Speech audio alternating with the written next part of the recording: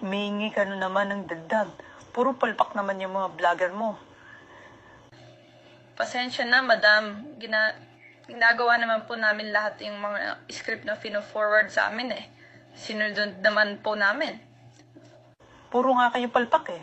Puro kayo hingi ng budget, wala naman nangyayari. Ilan ba hawak mo na class A? Wala po akong hawak na class A.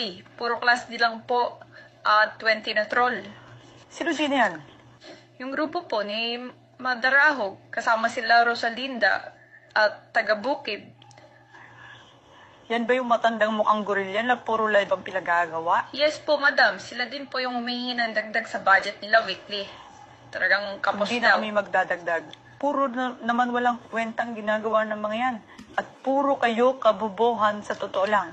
Puro kayo palpak. Ang sakit naman magsalita, madam. Masakit ba? O masakit na ang bulbulan dito? Sa totoo lang, nag-aabono na nga ako sa Wala sarili akong kong pera. Dahil sa kahingin nito si Madarahog Wala na ito. akong pakialam at problema mo yan. Napakabobo ng mga kinuha mo. Ay, nagsasawa na rin po ako, madam. Ganito na lang. I resign. Starting today.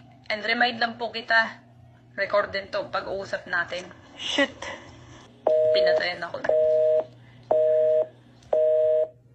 Totoo po ba na meron kayong natatanggap na 5 million buwan-buwan from PCSO? At bukod pa po dyan, meron pa po kayong natatanggap na 10 million pesos kada buwan from the Office of the First Lady. Bukod pa po dyan, di pa po tayo natatapos. Meron pa pong 10 million every month na binibigay sa PCO from the Office of the Executive Secretary. Meron din pong nakapagsabi sa akin na meron kayong napakalaking vault sa PCO na lalagyan ng pera. Kung ako po ba'y magpapadala ng tao ngayon dun para mag-inspect for the existence of a big vault na naglalaman at sisidlan ng pera, pwede niyo po bang i-confirm or i-deny ang existence ng vault na yon na lalagyan ng pera? Kaya hindi ako naniniwalang hindi na mo problema sa pera ang PCO dahil napag-alaman ko rin, if you can confirm, nagme-maintain po tayo ng 4 na head vloggers who are receiving 75,000 pesos monthly. At yung bawat head vlogger na yon ay merong, kumbaga downline o meron siyang sinusupervise na 10 vloggers who receive about 10 to 50,000 pesos allowance depende sa kanilang performance para kalabanin ang mga kritiko ng administrasyon.